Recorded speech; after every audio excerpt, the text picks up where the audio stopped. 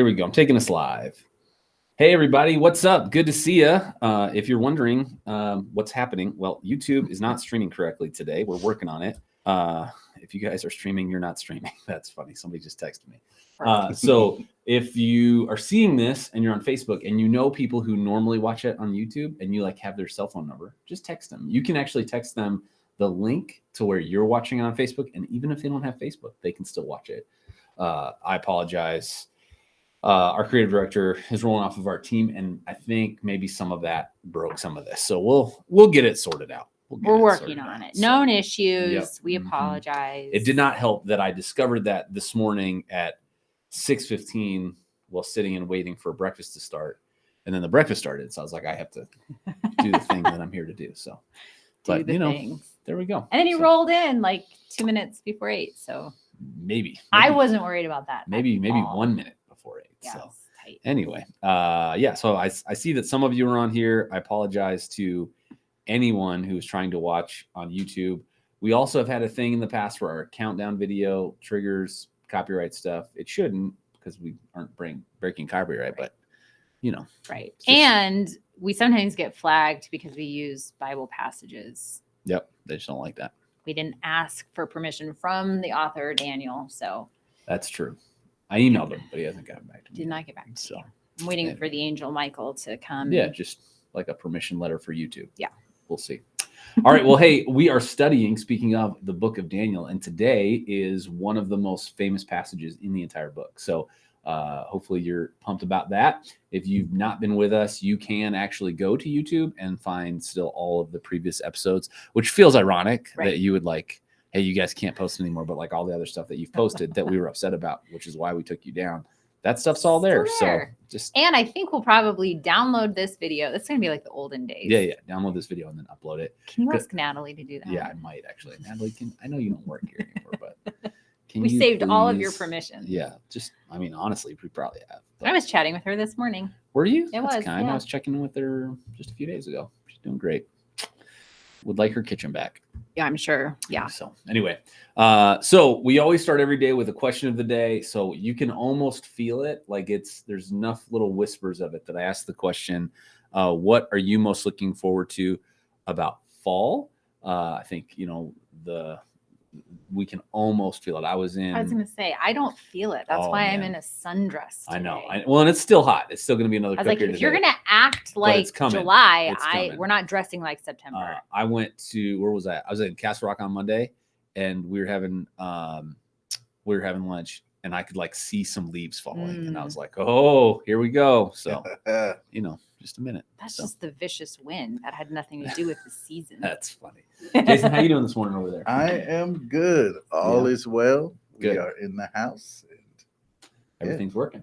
Yes, sir. It's good. I didn't see you though. He's broadcasting. He just didn't put himself up there. Oh, I got it. Okay. He's good. So here's the thing. We don't have the shoe cam on him yet. We're gonna but his shoes are. What shoes you rocking today?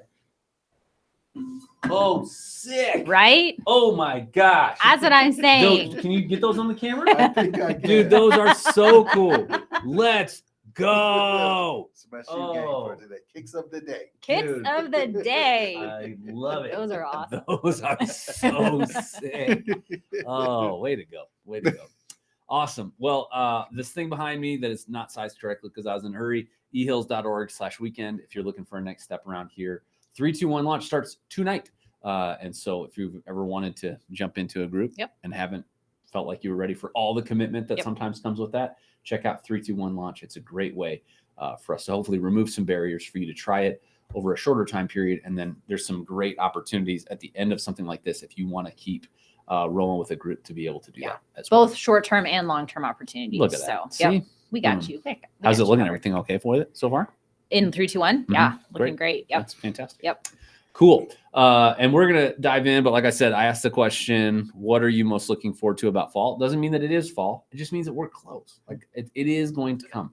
And I feel like a little bit like spring in Colorado, you have to really be ready because it's like summer, fall, winter. Just like it goes winter, spring, summer, like that.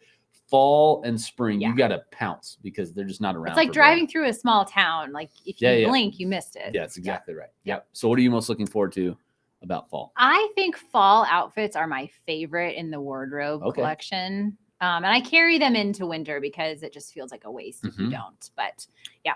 What the are fall outfits? Like sweaters Okay. Oh, and yes. just they're cozy Jason's ready clothes for it. is what they Oh, are. yeah. Cozy clothes. Yeah. Yep. Totally ready for it. Yep. That's good. That's good. Jason, what are you most looking forward to about fall? About fall for me, yeah, will probably be just the fall attire, and also I love like soups and like chili, like good comfort food. I Okay. make a pretty good I make a pretty good chili, I Yeah. will say so. And usually everyone's asking like, when is the next time? Like in the summer. I'm like, I'm not cooking chili in the summer. It's too it's illegal. So It's I illegal. wait. Yeah. Once What do you- winter comes, then it gets cold, then I'll make a pot. Yeah. That's What good. do you serve with your chili? Are you a cornbread guy? I can do cornbread with it, but I'm a crackers guy. Crackers. Okay. Yeah, and it's very specifically Ritz. Yeah. It's Ritz. just something about the buttery, Yeah. the whole little combo. But I can do the sweet and salty, so I can do cornbread Okay. as well. All I'm right. not I'm not biased. That's good. Yeah. Do you That's put good. peppers in your chili? Yeah, but not a lot. I like Okay. to have a little heat component to it, but not over the top where people are like that don't like spicy wouldn't eat it. Right. But yeah, yes, ma'am. Interesting. Actually, put beer in it too. Oh yeah. Yeah, That just adds a Yep. nice little thing. Yes. An earthy flavor. Yeah. Yes. That's good. I like it. All right. Well, for me, I love when it gets cool enough that we're still like outside hanging out, Mm. but they're like we can do it for longer parts of the day. The bugs and stuff have sort of dissipated because it's like kind of fly season right Yeah, now. yeah. So I like all that stuff. And you the know? mosquitoes have been, Mhm. all of a sudden they got Yep. a little bit. Yep. And I Nasty. also anything that's pumpkin, I'm down. Down for Yeah. pumpkin. I gotta tell you, Yeah. Pumpkin bread, pumpkin spice latte, pumpkin. I'm ready for it. with all of your flavor aversions, Refined palate. it is a little surprising to I me know. that you like pumpkin. I know. It's also surprising when people find out that I like black olives. They're very surprised about Oh, that. that is I know. shocking. Shocking. That Yep. actually is Do you like Yeah. green olives? No. I don't like olives. just at black all. olives. Yep. Okay. Preston has been texting me. He normally watches on YouTube. And he's like, hey, I can't watch. So I sent him the link. And he's like, that opens to like the regular page and I can't find it on there. And so he's like, that's fine. I'll just catch it when you guys are back on YouTube. And he goes, no worries. Call it a spiritual attack and likely something that a touch screen would fix. Anthony. Yes, Anthony, this is the Lord calling us to do this. So anyway, let's see what some of our friends have. I still can't get over how sick your shoes are, dude. Oh, Those man. are I told so you. sick. Oh, and you bought those off the rack, right? Yeah, I went That's in amazing. Friday. If you don't know this about sneakers, usually sneakers that are that cool, Yeah. you get on order. what's called a drop, Yeah. which is through the sneakers app on your phone.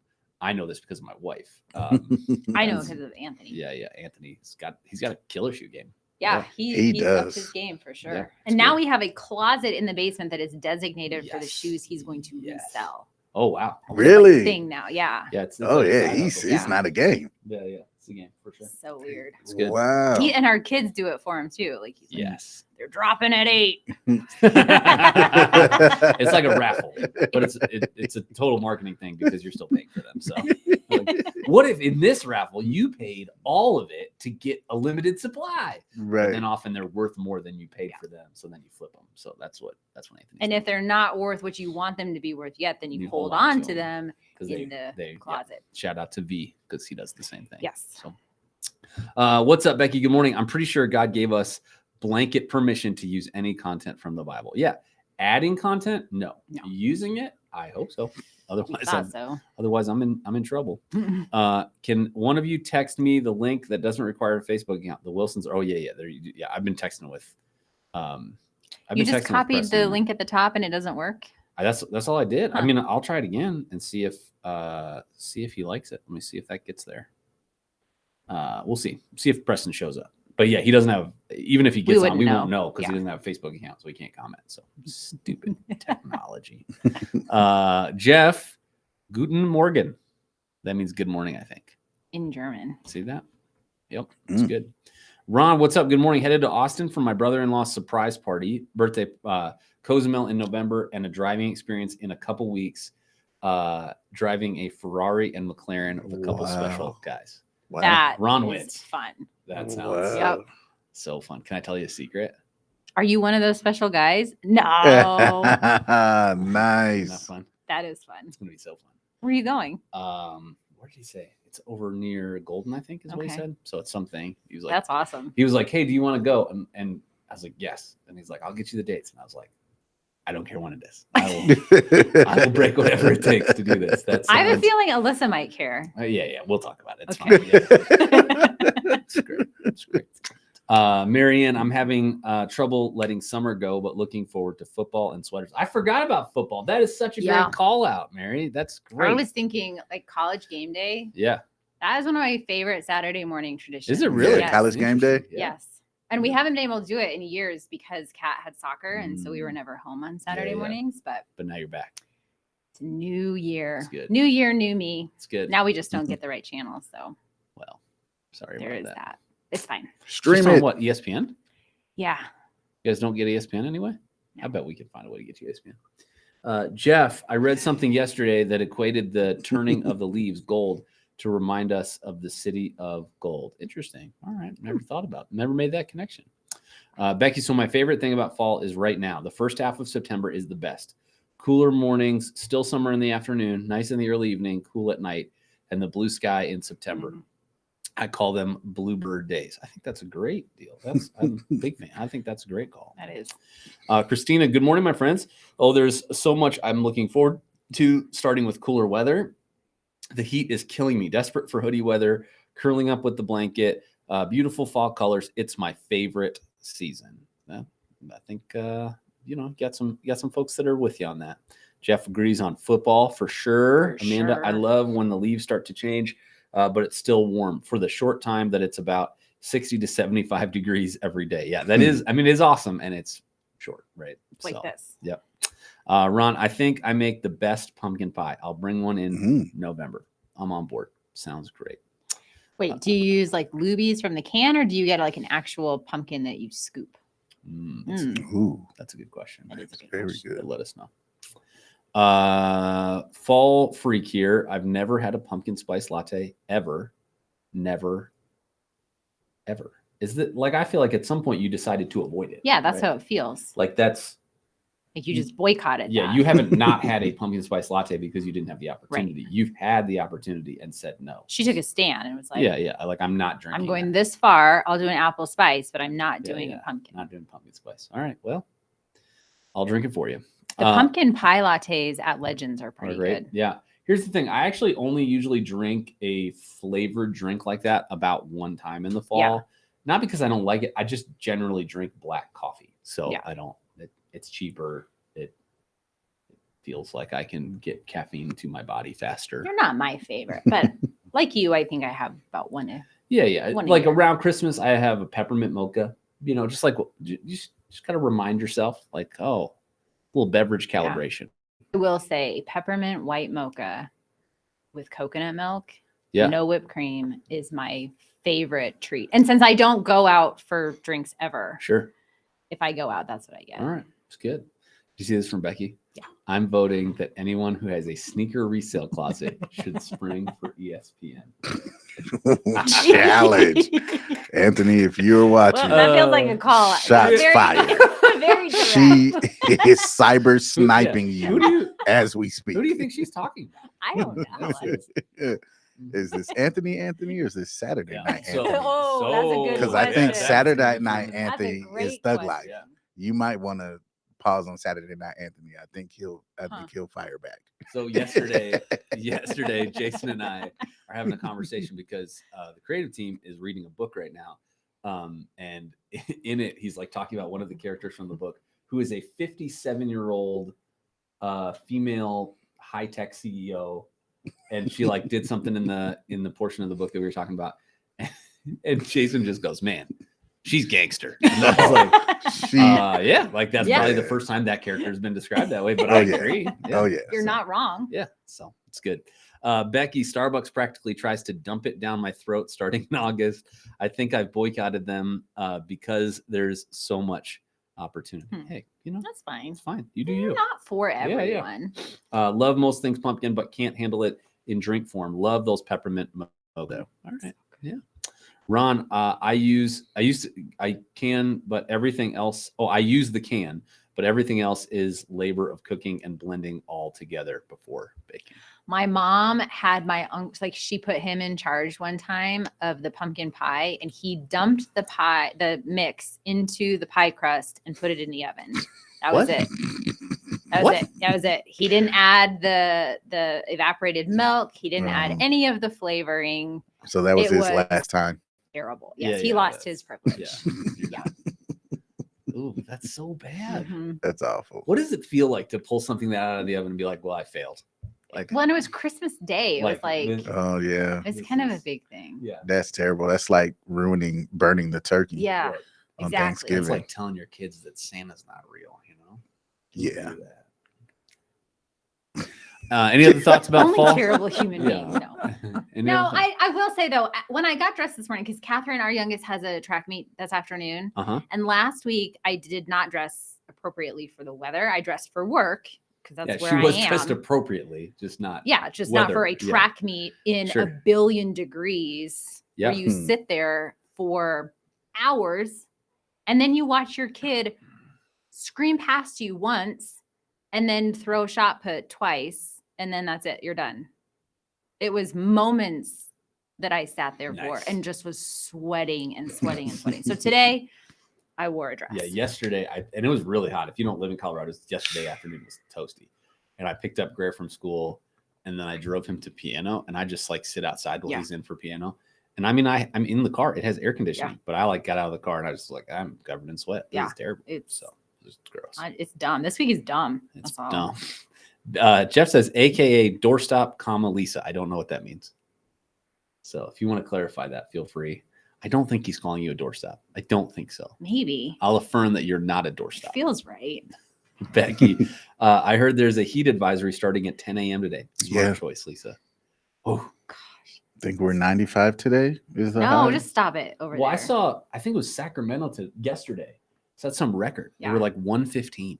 Oh yeah, And they were like, FYI, don't turn on your air conditioning because it'll shut off the grid. You're like, oh yeah, what? yeah. Our air conditioner has that automatic switch on it, so it just shuts off off on its own. So we come I'm gonna home stop you. after a day like today, and it'll be 95 degrees in our house. Jeez. I mean, it's like 95 degrees, I guarantee, in my office right now. yeah, Oh yeah, My office is so hot. it's know. about 87 right now in here. it's probably I don't about think that's- 90 It's in so mine. hot. I am so sweaty. I don't think that's true. So miserable. It's a Yeah. good thing no one else sits in this chair because Sure. I'm sure it needs California to be is roasting. cleansed. Roasting. All of Oh, California. yes. It is currently 71 degrees in this room. So we're just under lights. It's like so- it feels like. Yeah, you yeah. know? I just turned You it know, on. like I just turned on the AC for Yeah. you. So Thank you. Oh, I'm sorry. It's 72 in here. oh, I just turned it on. obviously. Yeah. So there you go. I just turned this one I on. feel it. We got it. We It's got coming. it. It did make a difference yesterday. Jeff says the Yes. pie. Oh, Oh, I get it. Like yeah. that pie became a doorstep. Yeah. Got it. Now, was- now we're that makes connected. sense. We're connected. We get you. Thank you so much. Thank Jeff. you for clarifying. Really appreciate that. Hey, Facebook, thanks for showing up today. Because if you weren't here, we would be talking to no one. And honestly, like YouTube has been like sort of They've kind of been our chatterboxers. and like there's been a lot of them. So I was a little curious how this would go. So hopefully we'll have it sorted out by tomorrow. Part of that will probably depend on the expeditiousness of YouTube.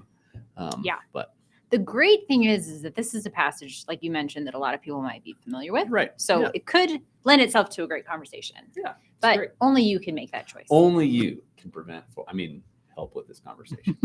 All right, so we're going to get started studying and continuing in Daniel 3. We'll catch you up if you haven't been here for it. But before we get started, Lisa, would you pray for us?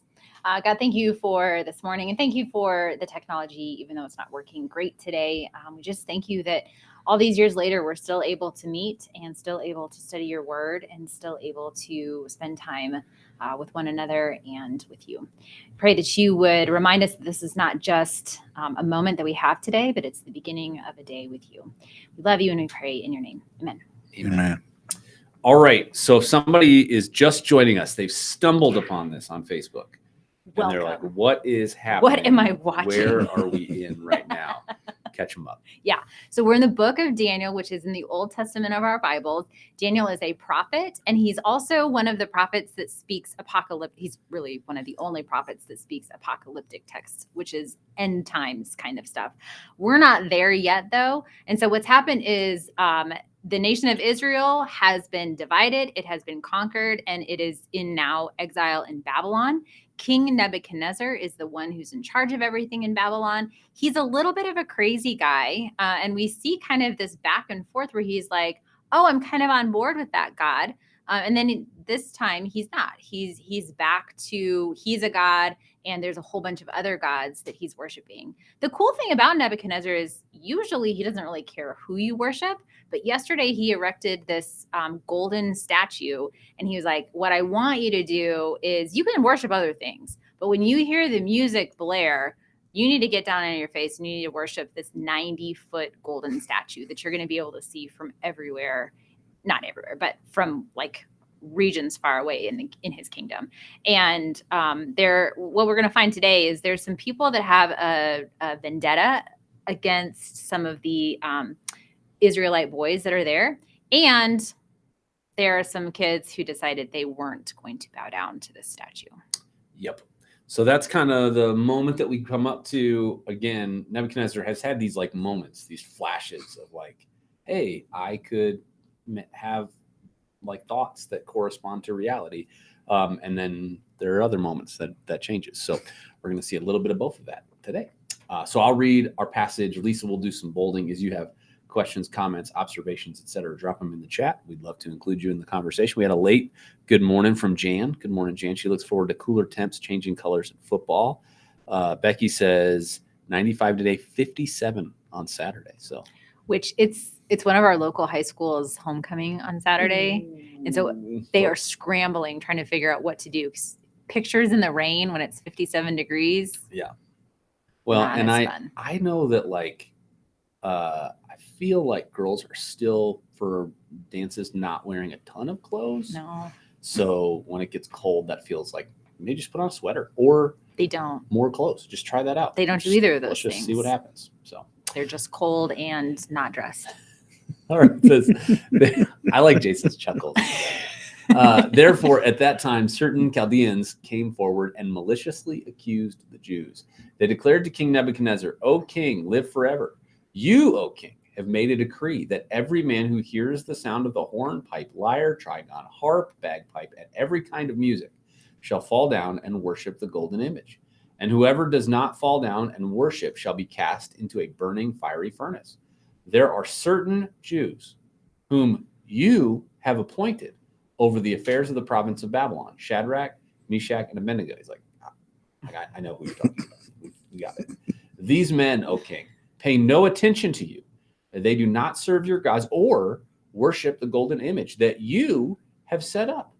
Then Nebuchadnezzar, in furious rage, commanded that Shadrach, Meshach, and Abednego be brought. So they brought these men before the king. Nebuchadnezzar answered and said to them, Is it true, O Shadrach, Meshach, and Abednego, that you do not serve my gods or worship the golden image that I have set up?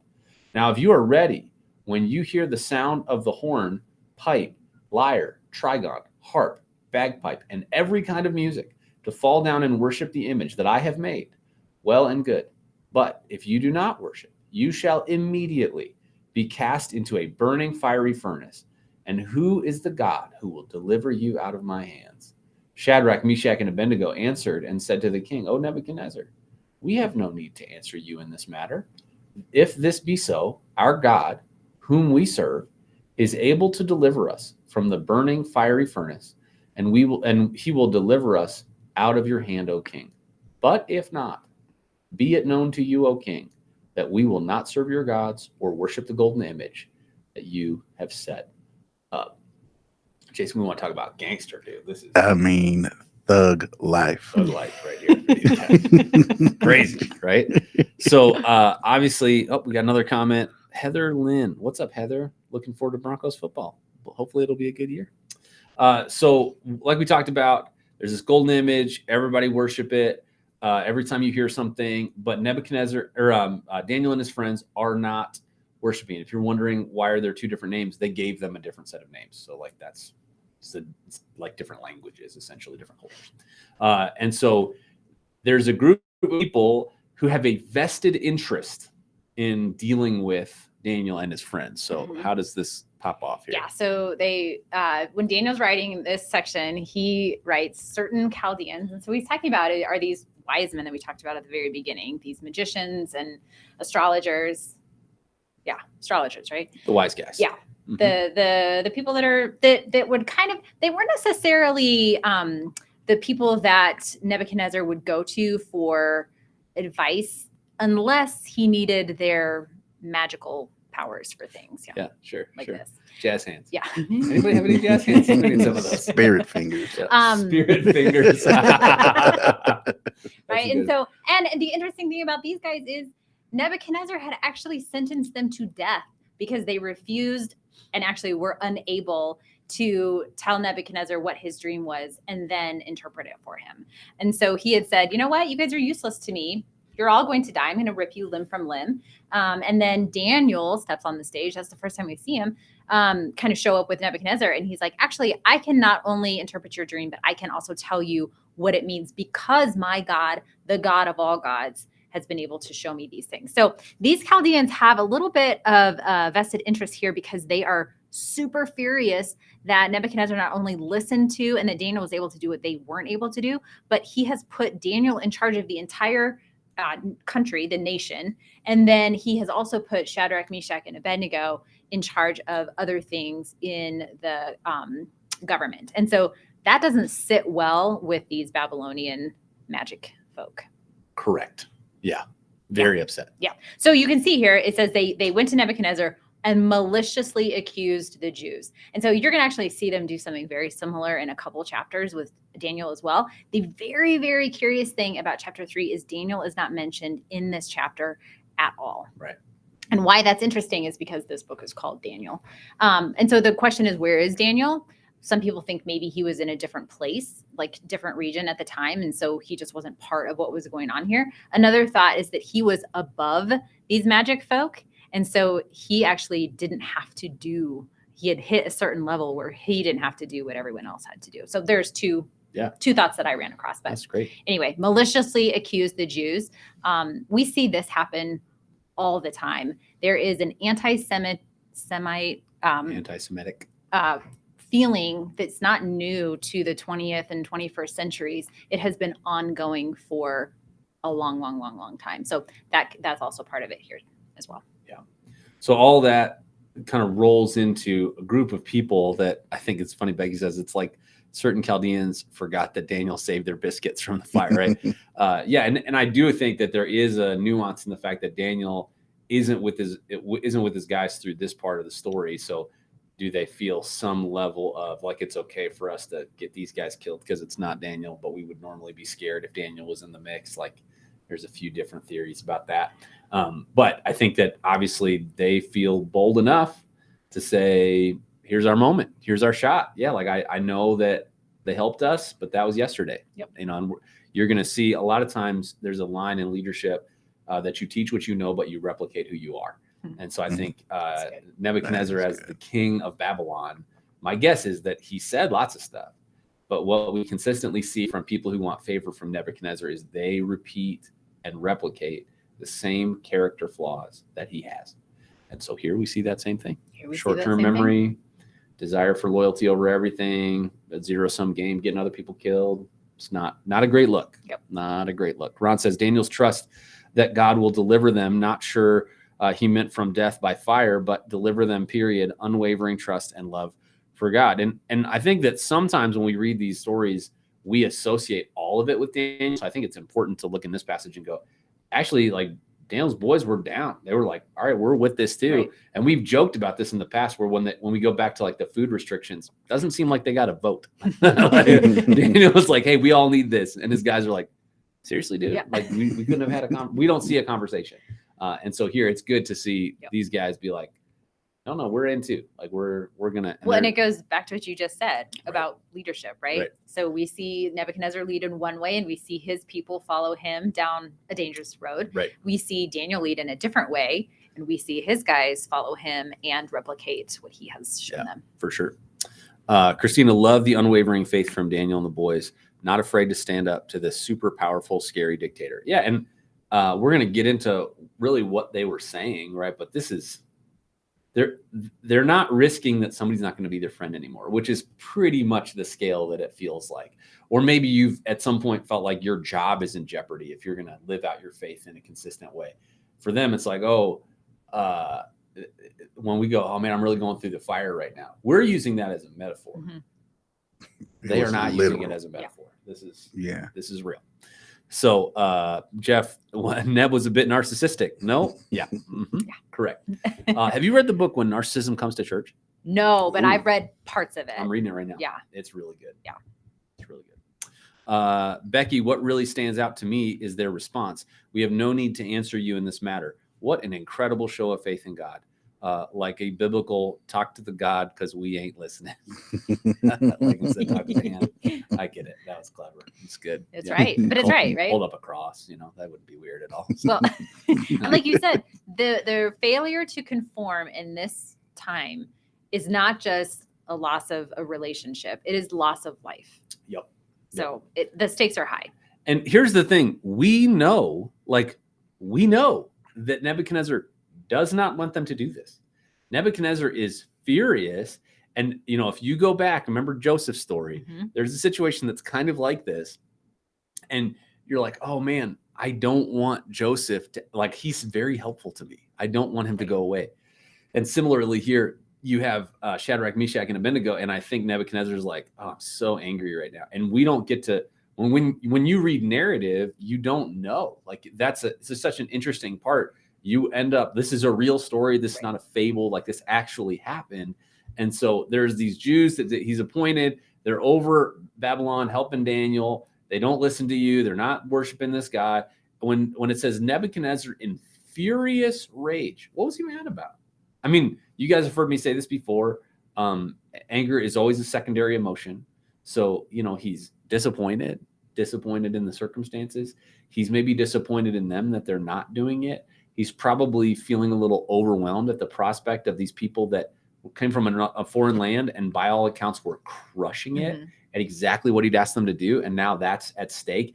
And when we see this stuff happen from ancient kings, there is no coming back from the decrees that they've made. Right. Yeah. So he can't go, never mind. Like, I didn't mean it for these guys. Like, he's actually Right. painted himself into a corner. Right. Right. And we Mhm. talked about that when we studied the book of Esther. And I think there are some similarities here that's too, good, yeah. right? And so Esther actually, another real story that happens in this same area because the Persian Empire is what is going to defeat Babylon. And so Nebuchadnezzar is going to be the king of Babylon. There's going to be another king of Babylon.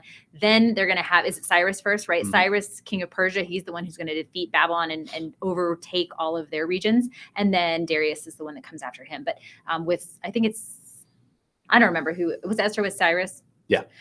When we look at that, Cyrus has this decree, right? And he's like, hey, we're going to have one day. It's going to be like a giant party. We're just going to kill all the Jewish people. It's going to be fantastic. And that decree stands because it came from the king. Same thing here. This decree stands because it came from the king. Yep. That's kind of a very consistent theme we see throughout where you're like, be careful what you say. Be careful what you Yeah. decide because it carries. That happened with John the Baptist too. Yes. Oh, yeah. When was it Jezebel's daughter?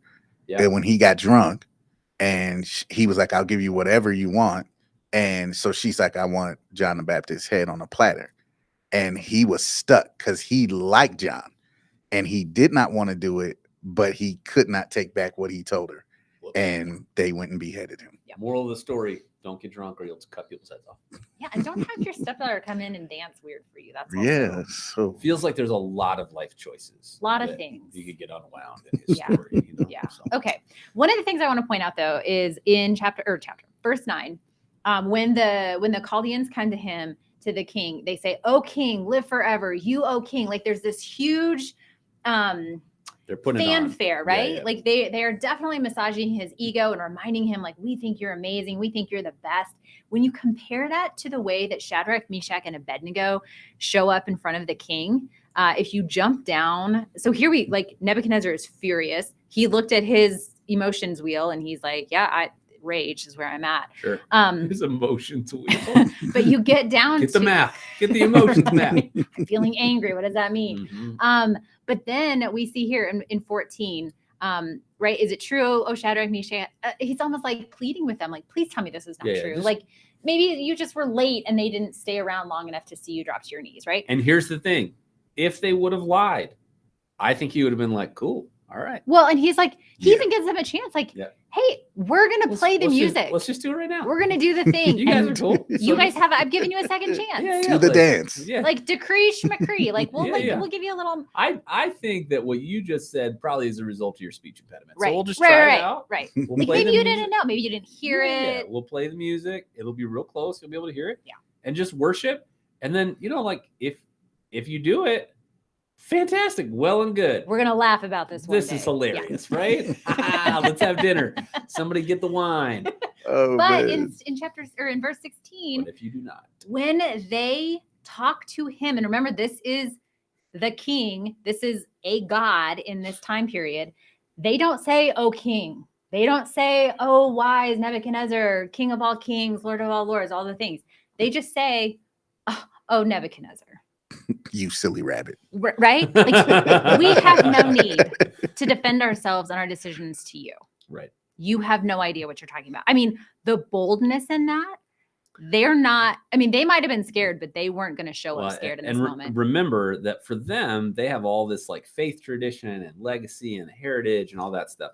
To the Mhm. Babylonian people, they go, "Oh, Israel? Yeah, like I remember hearing some crazy stuff that happened in the past, but that nation doesn't even exist anymore." Right. They're I mean, I just- call these guys Israelites, but essentially they are just Jewish they're kids. just Jewish kids.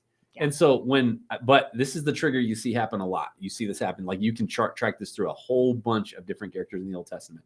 If you want to get them fired up, talk down Yahweh. Oh, And that's how Nebuchadnezzar starts. If you look in verse Yep, 15, he I goes, love it. "Hey, here's what's going to happen. Just real quick, we're going to throw you into a fiery furnace where you'll be burned alive."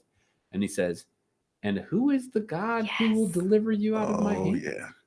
I think But- at that point, something rose up in them. Yeah, yeah. Right? Because not only do they not address him like, "Oh, King Nebuchadnezzar," they say, "Oh, Nebuchadnezzar," and at the end, they're like, "Yeah, our God will deliver us. He's able to deliver us." And then they say, "Oh, King," as in to patronize him. Yeah, I think they Ooh. were just like, "Yeah, you thought you were the king, but you're about to find out real quick, and we will not. We're not going to do this with you today, Well, Nebs." I think you see that. You see that with David. You know, Mhm. when he's facing Goliath, Yep. and Goliath is talking down the God of Israel, and he's like, "Oh, that's not. Oh, you don't know our God? Let me Right. tell you about it." My Yeah. favorite verse about this. I talk about it all the time. Is Jesus and Pontius Pilate, Yes. where Pilate's like, "Maybe you don't realize, like I'm going to control whether you live or die." And I just wonder if Jesus just smirks, just a little, like, Yeah. "Oh, I don't think you like. I'm just gonna set my life down and pick it up." Real I'm quick." sure he's like, "Dad, do you even are you Can laughing? you 'Cause believe this is this?" hilarious." Yeah. Right. Yeah, I mean, crazy, right? So I do think there is something for us to take away from this, because I think in a very secular culture, increasingly non-Christian world, for us, I think there's a difference between apologetics, which Hmm. is how do we help people understand that our faith is reasonable, and being apologetic of Yeah. our God. And those are different. Yep. And so Yes. the same God that Shadrach, Meshach, and Abednego placed their trust in thousands of years ago in Daniel 3 is the same God that we have trust in today. The same power he showed up with then, he can show up with now. And actually, amazingly, the Holy Spirit, who would have been reserved for very unique circumstances in the Old Testament, because of Jesus, is now indwelling every follower of Jesus. And so this kind of strength and power that you go, "Oh man, how could they have possibly stood up against that?" You have that power living inside of you, same power. And so being able to go, "Hey, what does that look like for me to stand up well in Yeah. situations like this?" So I wrote here, because one of the things we talked about with Daniel specifically, but now we're seeing it in Shadrach, Meshach, and Abednego, is this idea of integrity. And I wrote down the core of integrity is consistency. Mm. And so they were living consistently what they were going to do. This wasn't a decision that they made in this moment. They had decided that they were going to serve and worship God alone. They were going to serve and worship Yahweh alone, no matter what. And I mean, the nice thing is they've got, there's 3 of them, like there's power in numbers too, but they knew that this was not something that they were willing to bend and flex on. Well, and 2 things, right? One, they were consistent, but not perfect, because you're not going to be perfect. Right. They weren't perfect. They were short with somebody, whatever. Like there were things that they did that were wrong. And even though they were consistent, it didn't mean that they didn't face ridicule, right? Sure. The beginning of this passage is, honestly, in some ways, you could say they're getting heat because they're being consistent and they're different in a culture that is different than them, is saying, wait a second, like, why do you get this and we don't? Yeah. Right? I mean, we say it all the time, right? Jesus makes life better. He Right. does not make our life easier. Right. Same thing here, right? Yahweh makes life better, but he didn't make their life easy. No. Becky says, I just wonder if I faced something similar and had to stand up, would I have the strength, courage, and conviction to stand? I don't like how that makes me feel. If I had to face the social furnace, what would my choice be? Social furnace. That's a good term. Yeah, that's hard. Well, and one of the things I love about fire, there are certain themes that we see throughout scripture. Fire is actually one of them. And fire can be used to destroy, which is the fear factor of fire. It can also be used to refine and purify. Yeah. And so there are different ways that fire is used in different settings. And so I think it's important for us to remember that too. There will be ramifications from going through a fiery furnace like this, but there can also be benefit from it as well. Sure. Yeah. That's great. Jeff, we have the luxury of seeing all these stories on how God proved himself over and over. Daniel didn't have all that knowledge, but still stuck his chin out to the enemy. Yeah, that's an interesting idea, right? Like even when we think about that within the early church, there were these moments 2,000 years ago where the early church followers of Jesus, like there was a world without God's intervention where the church doesn't get out of the first century. Like it literally faces persecution and just dissolves. And it was a group of people that didn't have the witness of thousands of years. And look, the witness of the church, capital C, has not always been positive. We've talked about this before. We can see plenty of blights on the world because of people who have claimed to be followers of Jesus. Now, I would also say that the net is a wildly net positive. Like there is not a part of human history over the last 2,000 years, a category that has not ultimately and eventually benefited from followers of Jesus. That's not to dismiss the pain and the hurt that's been caused, but I think sometimes we go like, oh, the church has maybe done more harm than good. That is nonsense when you look at it. I mean, education, healthcare, social safety nets, nonprofits, dignity and value and worth to especially folks that are not cultural majority people like that. Followers of Jesus were essentially leading the way in all of those groups. Right. And like you've pointed out, even with these guys, right? Not perfect. Right. And definitely have lots of blemishes. For sure. And stains. Yeah. Dom, I want to have the strength. I want to have the strength of belief they had. Awesome. Yeah, absolutely. So all of this happens. He's like, hey, I'm going to run the music back real quick. I'm just going to hit replay and just go ahead and worship. And they're like, cool. Honestly, you don't really need to run the music back because we're not going to do it.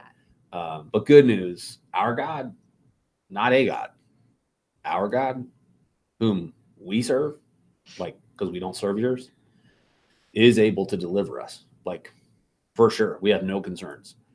And he will deliver us out of your hand, O King. Like this idea, one of the ways that I'll talk about healing is for followers of Jesus, God will eventually heal every ailment. The question is this side of eternity or the next. But that's, I think, sort of their view. Like we're gonna get delivered one way or another, either through the fiery furnace, we're gonna die, and then we'll be with God forever, or we'll be delivered literally from the fiery furnace. But then, like 18. But if not. And I love, right? Jump back up to 15 where Nebuchadnezzar is talking, right? Like he has this whole thing and he probably is using all his fancy king words, but he uses the phrase, but if you do not worship, right, here's the consequence. And they say, but if this is not God's choice, right? But if not, if he doesn't choose to deliver us this way, we will not worship. Right. So you've got the threat from Nebuchadnezzar, and then you've got the promise from Shadrach, Meshach, and Abednego from Yahweh. Yeah. And I just think, like, does our faith have a but if not category? Like, what happens when the thing you really want to be delivered from, the opportunity you really want to experience, the trial you're hoping to avoid, like, what happens when it doesn't get avoided? What happens when the pain still comes? Do you still serve God over everything else? Or do you go, you know what, that was a cool theory. We tried it out. Turns out it was the wrong one. But if not. Ooh. So Beth Moore she's not my favorite, but she actually did a fantastic study on the book of Daniel. It was one of the first Bible studies I ever did. And she talks about there's 3 different scenarios in a fiery trial. 1, you're delivered from, and your faith is built. So God completely delivers you from what was going on. Your faith is built when you turn back and say, that was a God thing. I didn't have anything to do with that. 2nd, you're delivered through. So you walk through it, but you make it through. And she says, in that your faith is refined. And then the 3rd one is you were delivered by. This means that you walk through and you are not delivered from, but you're delivered by it, meaning your faith is perfected. Yeah. And that's that ultimate. That's good. When we talk about faith being perfected, that means that you have died and you are now with Jesus forever. And that's a good line, like this idea of, God is the words we use sometimes, right? They're not our words. Justification, sanctification, glorification. Justification, you're made right with God, like he sees you. The theological term is imputed righteousness, penal substitutionary atonement, like this idea that God sees you, but your sin is covered because of what Jesus has done if you're a follower of him. And so that's this, you are perfect, and like positionally, and then practically sanctification, you are being perfected, and then glorification, you will experience perfection, right? It's like this idea. I think sometimes we get in trouble when we summarize our faith or try to synthesize our faith into only one of those when it's all 3. So, Dom, it's been said, faith isn't faith until it's all you've got to hang on to. Great examples from Shadrach, Meshach, and Abednego. To have the strength from God in the heat of the moment on that stage. I think of the ripple when God vindicated their belief. We're certainly going to see some of what happens over the next few studies together. But it's interesting, right? Because I think one of the things people think of today is, well, if God would just move mountains, if God would just heal people, if God would just do the things that he did. Well, the problem is, like, we have experiences in human history where God was doing all that stuff, and our level of unbelief, it still was so big that it didn't seem to matter. So and what does Jesus say? He says, man, it's going to be even better for people who have faith in me because of me and not because of the stuff that they see. Like, it's going to be even better for them. Yeah. Well, we know, and maybe it's our story, and maybe it's somebody that we know where we've watched them be delivered from something, and they forget that was God. I mean, it wasn't just a coincidence. It wasn't just oh my goodness, can you believe that? It's oh my goodness, can you believe that God showed up in that way? Right. But we forget and we move on and we give ourselves credit, or we give someone else credit, or we just give the universe credit, and we forget. No coincidences, no coincidences, no coincidences. Jeff, when we need to make our minds up today on how we will handle the if nots. Yeah. And that's really true, right? Like, if we decide, hey, I'll see how I feel in the moment. That's not going to be good. Right. These guys had made the decision before they ever got to this moment, because they had heard the decree. They knew what they were supposed to do, and they knew the consequences for not doing it. And probably there is a sense in which, and we see this elsewhere, there's a sense in which they could have probably not obeyed sort of surreptitiously. They could have maybe like ducked in somewhere when everybody else was worshiping the image. But they don't do that. They're loud enough about it that people see it. Yeah. And it's like, yeah, we're not going to hide it. Like, we're going to let you know who we are. Yeah. So the question that I have at the top of my page here says, can what you serve save you? Mm-hmm. And wow. I ran across that this morning, and I was like, I wonder, because we talked yesterday about what are some of those things that the little idols in our lives. Right. My kids can't save me. Sure. My job can't save me. My husband can't save me. Any other relationship, my house, my money, like none of those things can save me. So if what I'm worshiping can't save me, is it worth my worship? Yeah. Can what you serve save you? It's a good line. Yeah. And obviously when we think about what it looks like, first of all, we need to understand that salvation is necessary, right? And when we see a passage like this, it feels so acute for Shadrach, Meshach, and Abednego that if something doesn't save them and they don't worship the golden image, they're going to die. And I think sometimes where we get in trouble is we go, I'm pretty good. I don't think I need to be saved, because the consequences, justice, ultimate consequence for our sinful choices, and the fact that it's literally cooked into us, that feels far off. Like it doesn't feel immediate, but it is coming. Right. And then you think about, Nebuchadnezzar might have been able to save them in the short term from the fiery furnace, but they were looking long term. Right. So Yeah, eternal salvation was always in view for them, which is pretty unique for a Jewish mind, to be honest, especially a Jewish mind in this point in Jewish history. For them, their idea, like when we think about heaven and hell, and Jesus talks a lot about that, but before that, hell and heaven were kind of wrapped up in this one Hebrew word, Sheol, which just means the grave. And so sometimes we will read into, they had the exact same framework that we do for the afterlife. They kind of didn't. But it feels here like they had hope for the afterlife in a way that's they're willing to put their lives on the line. So, Ron, I serve an awesome God, not perfectly, but he's saving grace, right? That's kind of ultimately, hopefully, what we all realize we need, that if we try to do this on our own, if we try to climb our own way out of it, if we try to pick ourselves up by our bootstraps, and the contrast in our culture that's so difficult, and it's why we're talking so much this year about being resilient kingdom citizens, that if my American citizenship is my primary citizenship, well, rugged individualism, picking yourself up by the bootstraps, that's the vision of America. But the vision of God is dependency, is God, I submit and surrender to your grace because I need it. And it's a big, big difference from what we consume most of the time. So it's good. Any other thoughts, ma'am? The only other thing that I was thinking about, and you hit on it just a little bit, this idea of, their decision was not made in this moment. It was a decision they had made. And it got me thinking this idea of loyalty and, who are we loyal to? What are we loyal to? Loyalty requires preparation. It's not something that we just decide in that moment, especially under stress. Loyalty is something that you have prepared for and you are ready. Yeah, ready to take that stand. It's good. It's really good. Dom, to your point of how God saved them, how will I choose to behave when God defers his decision and saves me differently? Right. Yeah. I think when we determine the outcome, for them, it's kind of a binary, right? Like either we're going to live or we're going to die. But a lot of times for us, I think how God saves or delivers us, we go, God, it's either this or this. And God's like, or what about that? And sometimes even when God does show up and deliver us, we're going, yeah, but like I would have preferred you save me differently. And I think we need to get in trouble, or we get in trouble.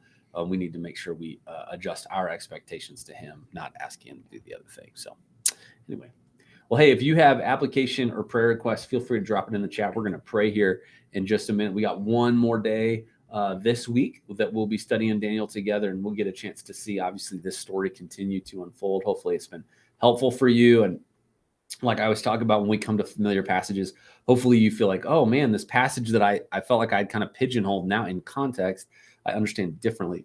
And hopefully you can think about how you might apply it in your life. So, Jason, any thoughts? You wrap up?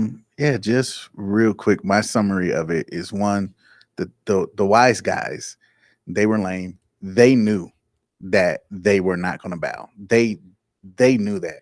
And I think it was a setup. I think the underlying issue why King Nebs was so furious was because of the mockery the wise guys were making of him. I don't think his ultimate issue was with Shadrach, Meshach. I think it was with the wise guys. And he's like, man, these guys put me in a predicament with these clowns who are now coming to me talking about, well, what are you going to do about what they did? I think that's what made him furious. And this, but if not, is such a powerful statement. And I think they understood the mockery that Nebs was making of God. And I think what part of their faith hinged on was the fact that God is not going to let his name. And if God did not deliver them, what did it say about God to Babylon versus what it said about them? And I think they knew that God was not going to stand by and let this happen. Yeah, that's good. I put your thoughts into the chat in case you guys want to see those, because I can do two things when someone else is talking. Neat, right? It is. It's helpful. Yeah, it's very helpful. Yeah, and I think that again, somebody mentioned this idea of like how do we purpose in our heart the kinds of decisions that we're going to make in moments like this. And Daniel and his friends, we see all throughout Daniel, they are not just faithful, they're shrewd. They understand what to say and when to say it. They're not being unnecessarily awkward. They're not being super cringy about like, oh, let me just step into every situation and say the most church words possible. They're trying to find ways to live faithfully in a culture that is not their own. We have a ton that we could learn from them because while the stakes don't always feel as high, it is very easy in our cultural moment to gain the whole world and to lose our souls in the process, to become a version of Christian that you check on a box, but never shows up in your day-to-day life. Let's see, Becky. I think loyalty comes from going through trials and seeking God. I know I say this often, but one of the benefits of coming to faith later in life is I feel like I can see so clearly God's work in my life. There it is. There have been times when God's way of delivering me has been surprising, unexpected, painful, and yet full of love for me. I'm not sure a soft trial-free life would grow faith and loyalty in me like painful experiences have. And obviously God knows what each and every one of us need. Like I think we have to always be careful that we don't create. I think there's two versions that are showing up in Christianity right now. One, I would say, is the kind of the prosperity gospel that God's vision for your life is that you be healthy, wealthy, and happy. And that's God's universal vision for your life. And anything against that is something that's maybe a result of some other person around you bringing sin into your life, you having some unconfessed sin in your life, you not having faith in your life. And then there's another version, which by the way, none of that is biblical. And then there's this other version that I would say is kind of poverty gospel, which is you actually can't experience nice things. You have to live a minimalist, poverty-stricken life where you walk into challenges on purpose for the sake of pain. And I think we can trust God. God will bring the peaks and the valleys, the hills and the valleys and the mountains. And I think when we let him show up in both areas of those in our lives, we grow consistently and well balanced. When we decide, oh, life is good right now, God must not be teaching me anything, I think we're missing out on growth. And I think when we go, oh man, life is so hard right now, God, I'll check back in with you when I'm out of this, we're missing out on growth. God shows up all through all of it with us. So That's good. Yeah, something to think about. That's good. All right, well, I'm going to pray for us. And if you guys drop anything in here, happy to pray for it. But thanks for being with us on Facebook today. Like I said, we'll try to get YouTube sorted out and be back pushing to both places. But thanks for so many of you finding us over here and making sure that this is a conversation and not just a monologue. So Yes. Although I guess with you and me, it would still be a dialogue. It's still a back Ish. and forth. Yeah. We got Jason. Yeah. We're 2 or 3 are gathered. I mean, That's not what that verse means. All right, let me pray for us, and we'll let you guys have the rest of your day. Let's pray together. God, thank you so much. Thanks for the gift of this community. Thanks for the gift of your word provided to us thousands of years ago and preserved ever since. Thank you so much. What an incredible testimony for Shadrach, Meshach, and Abednego in their own story to stay faithful to you in moments where it would have been so easy to bend. We bend and we compromise for a random business meeting. We bend and we compromise for a random relationship. We bend and we compromise all the time. And here they are literally standing up to the king of a nation that is not their own, who they are under the power of, headed to a furnace if they disobey. And so, God, would you just give us a vision for what it means to walk in this character, not because we have it, but because you have it. And with you, God, we can too. Would you go before us today, God? I lift up the group that joined us.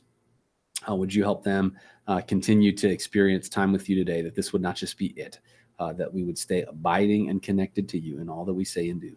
Help us, God, to remember that everywhere we go today, we bring the kingdom with us, because as followers of you, your spirit lives inside of us. Remind us of that today. It's in Jesus' name. Amen. Amen. All right, guys. Hey, great to see you. We will see you tomorrow morning at 8 a.m. Till then, have a great day and God bless.